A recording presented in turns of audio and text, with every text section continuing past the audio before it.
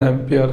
ठीक, डिफाइन देख लो 1 एम्पियर की, ये लिखी 1 ampere is constituted by the flow of 1 coulomb of charge पर सेकंड, मतलब 1 सेकंड में कितना, 1 कूलम चार्ज। हिंदी में 1 एम्पियर विद्युत धारा की रचना प्रति सेकंड 1 कूलम आवेश के प्रवाह से होती है, कि हर 1 सेकंड में कितनी आवेश, कितना कूलम चार्ज फ्लो कर रहा है, 1 कूलम। तो उसको हम क्या बोलते हैं, 1 एम्पियर। फिर एक वर्ड आता है इलेक्ट्रिक सर्किट, हिंदी में बोलते हैं विद्युत परिपथ। अब हमने बोला rate of flow of charge, अब वो चार्ज फ्लो होगा कहाँ, रोड पर तो होगा नहीं, गलियों में तो होगा नहीं, सड़कों पे तो होगा नहीं, कहीं नहीं होगा। तो जिस रास्ते पे वो फ्लो करता है उस रास्ते को बोलते हैं इलेक्ट्रिक सर्किट। ठीक है, और वो सर्किट होना कैसा चाहिए, उस रास्ता होना कैसा चाहिए, एकदम कॉन्टिन्यूस, मतलब कहीं से भी टूटा हुआ नहीं होना चाहिए, एकदम कॉन्टिन्यूस होना चाहिए और क्लोज्ड होना चाहिए। कैसा होना चाहिए, कॉन्टिन्यूस और क्लोज्ड। तो डिफाइन में क्या है, a continuous and closed path of an electric current is called an electric circuit, कि वो पाथ, वो रास्ता जो कॉन्टिन्यूस हो और क्लोज्ड हो, उसी जिसमें इलेक्ट्रिक करंट फ्लो हो रहा है, उसको हम क्या बोलते हैं, इलेक्ट्रिक सर्किट।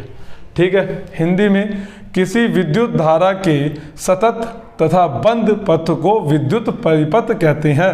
मतलब जिस पथ पर विद्युत धारा प्रवाहित होती है वो पथ सतत होना चाहिए, साथ में बंद होना चाहिए, तो उस रास्ते को, उस पथ को हम क्या बोलते हैं, विद्युत परिपथ। ठीक है, ये छोटी टर्म्स ही हैं, electric current, electric circuit, 1 ampere, ये फॉर्मूला एक छोटा सा। ठीक है, ऐसा यूनिट ऑफ चार्ज क्या होता है, 1 एम्पियर क्या होता है। और एक चीज़ ध्यान रखना, जो करंट को हम मेज़र करते हैं, जिस मीटर से मेज़र करते हैं उस मीटर का नाम क्या है, एम मीटर।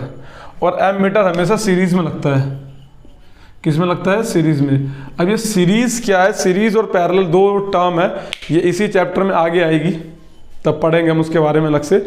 बस अभी के लिए इतना ध्यान रखना कि एम मीटर सर्किट में सीरीज की फॉर्म में जुड़ता है। ठीक है, और सीरीज होता क्या है वो हम इसी आगे जब ये चैप्टर कंटिन्यू करेंगे तो मेरी नेक्स्ट, मेरे ख्याल से 2 या 3 वीडियो में आएगी वो, तो उसमें हम पढ़ेंगे। ठीक है, ये तो छोटा सा एक इंट्रोडक्शन समझ लीजिए।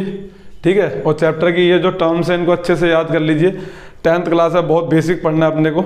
ठीक है, एकदम बेसिक पूरा क्लियर रखना है। ठीक है, ज़्यादा रॉकेट साइंस नहीं है इसमें, बहुत आसान चीज़ें हैं, अच्छे से समझ लेना, अच्छे से पढ़ लेना, अच्छे से याद कर लेना, और ज़्यादा इसमें हैवी कुछ नहीं है। ठीक है, और अभी तक आपने मेरा अगर चैनल सब्सक्राइब ना किया हो तो एक बार सब्सक्राइब कर लेना।